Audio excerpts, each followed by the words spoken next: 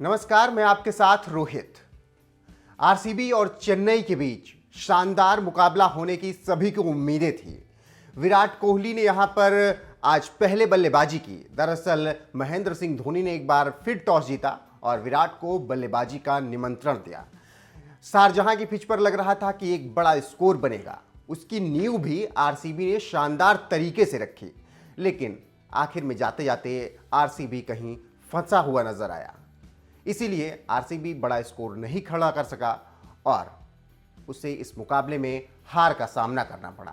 ऐसे में आइए हम आपको बताते हैं कि आरसीबी के हार के ऐसे 5 कौन से बड़े कारण रहे जिसकी वजह से उसे लगातार दूसरी हार झेलनी पड़ी है। तो सबसे पहले अगर बात करेंगे तो एवी डिविलियर्स का फेल होना। दरअसल एवी डिविलियर्स, जिन्हें 360 कहा जाता है, उनसे आरसीबी को हमेशा काफ़ी उम्मीदें रहती हैं।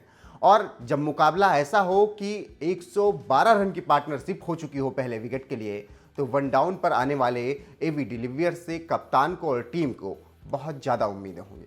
लेकिन एवी डिविलियर्स यहाँ पर कुछ अच्छा नहीं कर सके। हालांकि उन्होंने एक छक्का लगाया, लेकिन 12 रन बनाकर वो चलते बने, जिसकी वजह से जो आरसीबी एक वक्त अच्छी स्थिति में दिख रही थी, वो अचानक से बेकार स्थिति में पहुंची और लड़खड़ा सी गई।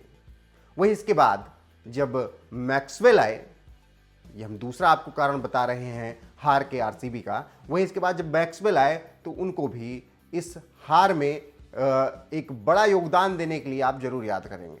क्योंकि जिस तरीके से मैक्सवेल ने बल्लेबाजी की, लगा ही नहीं कि वो टीम को एक बड़ा स्कोर तक पहुंचाने की कोशिश कर रहे हैं। मैक्सवेल केवल 11 रन बनाकर चलते बने। हालांकि उन्होंने भी एक अच्छा शॉट खेला, लेकिन अंत तक टीम को खेलकर अच्छा स्कोर नहीं बना सके, जिसकी वजह से ये कहना गलत नहीं होगा कि ये पहले 2 कारण रहे जिसकी वजह से आरसीबी को इस मुकाबले में हार का सामना करना पड़ा। वहीं अगर तीसरे कारण की हम बात करें इस मुकाबले में जिसकी वजह से आरसीबी हारी है, तो नवदीप सैनी का फ्लॉप शो। दरअसल नवदीप सैनी से कप्तान विराट कोहली को बहुत सारी उम्मीदें थी, लेकिन नवदीप सैनी कुछ खास प्रदर्शन नहीं कर सके।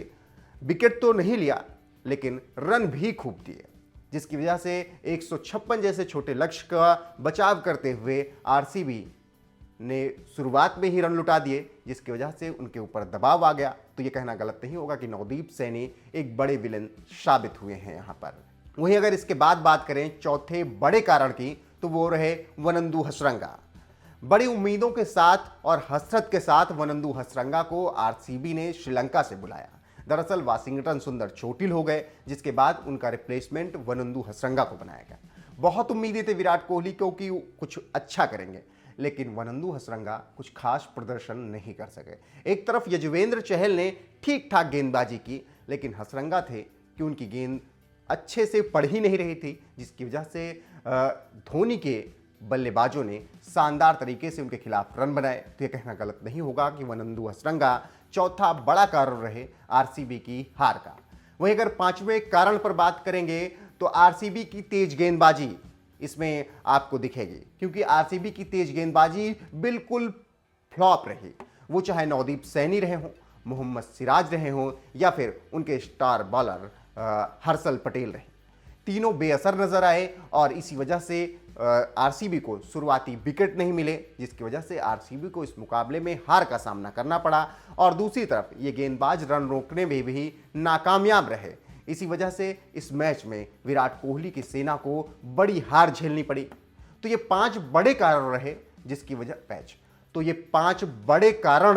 जिसकी वजह से आरसीबी को इस मुकाबले में हार का सामना करना पड़ा और आईपीएल दूसरे फेज में 14वें चरण के लगातार दूसरी हार झेलनी पड़ी। फिलहाल आपको क्या लगता है, विराट की हार पे बड़े कारण क्या रहे? हमें कमेंट करके जरूर बताएं।